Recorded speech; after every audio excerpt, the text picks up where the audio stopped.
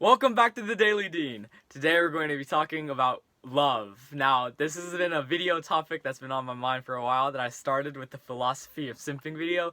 That was more a little bit of a joke one. This is actually going to be a compilation of perspectives and thoughts that I've heard, but not really internalized.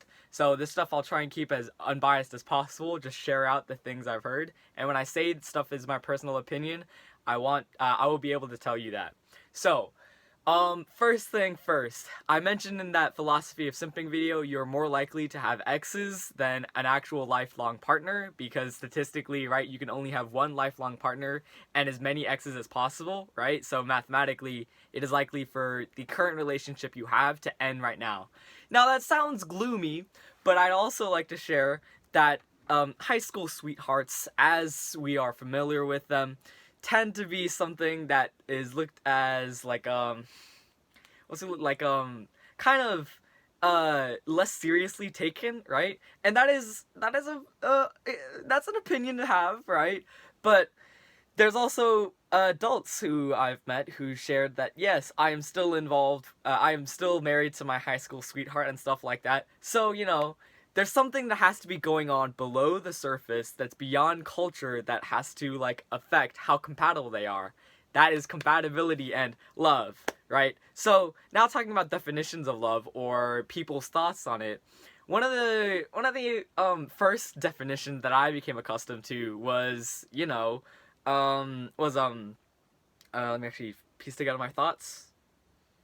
Being able to sit with somebody and not feeling the same infatuation, like, oh my god, I love this moment, but more comfortness, right? Warmth and companionship that you feel like makes you trusted and cared for.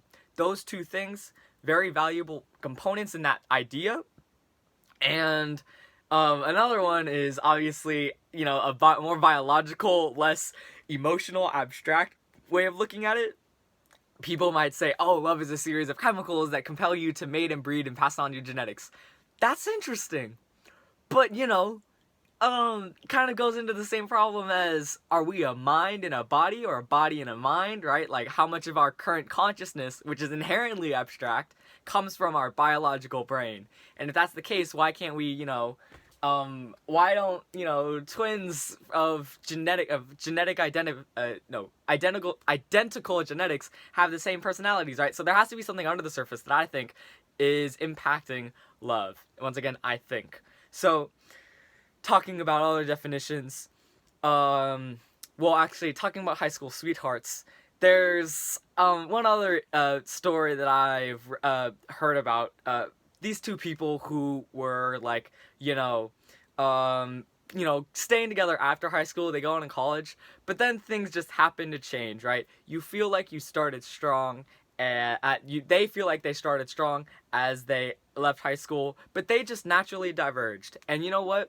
I feel like that's also another important part of relationships. My other people have told me, and I've heard that when you have a partner, it's about building yourself up to whatever goals you have and equally building them up to whatever goals they have, right? So you don't want to be sacrificing your goals or your path for another person because sacrificing those things to some degree is acceptable, right? Like, maybe, not taking a work opportunity to go out on a date, that's pretty understandable sacrifice. But changing your entire, planned college route and career to go to some engineering school that your significant other is going to, that's a very large sacrifice that might be deviating you from the path you originally wanted to and would bring you the most happiness.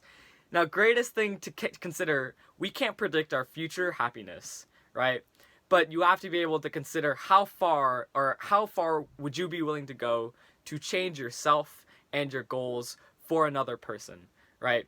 There's some degree, once again, maybe sacrificing a work opportunity to hang out, and then sacrificing your career for another person. That's a larger difference, so just wanted to go on that. Now, other definitions. Love is loyalty, but with passion. Person who told me that is probably watching that. And they shared that it's a little less stalwart than that, right? Loyalty is an inherently like, oh, that's a really hardcore way of putting it.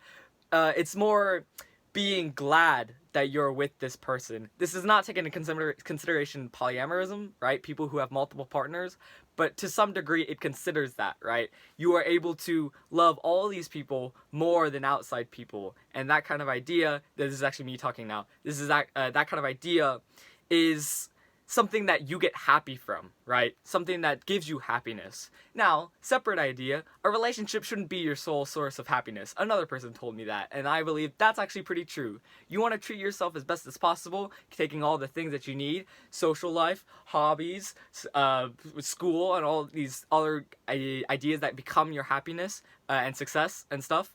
And you don't want those sources of happiness to solely come from, a relationship. And that honestly makes sense, right? One person has their own happiness to take care of, and having them giving you your happiness will be trying to take away from their obligations to themselves. It is not selfish to want to be happy for yourself, even if it means, not being with somebody, right? Because that idea is natural, is inherent for everybody else who has to be taking care of their things. So that's pretty interesting. And let me think some more. Once again, these things are mostly improvised, and I don't write scripts, so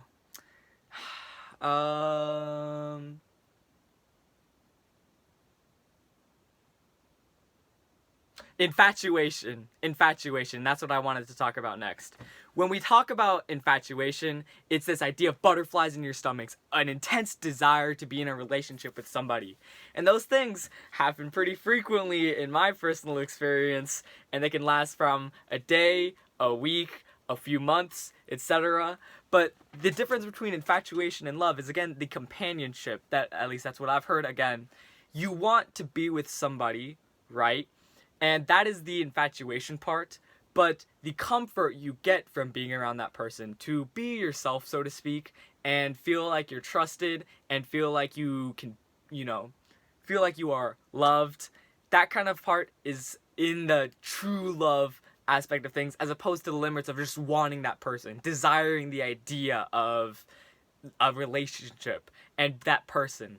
In an abridged version, in infatuation, you want that person. In a love version, you enjoy that person, right? So that's important, because infatuation can be confused with love. Personal experience as well, that's real tough. And in a partially related vein, people have, marry off of infatuation. And there's kind of this stigma against divorce, which may be for the betterment of both people. Because again, people can change, right? And if things don't work out like you wanted them to, you want to be doing what's best for you and this other person, or other people, right? Again, polyamorism exists. People can have multiple partners if they all, love each other. And the idea that a breakup is bad should not be stigmatized. You want what would be best for the other person, even if it means going separate ways. Because again, people naturally change. Maybe people naturally don't want the same things. And if those conflicts cause problems, hey, that's something to consider. So that does hit all the bases that I wanted to talk about. So thank you, and I hope you have a wonderful week.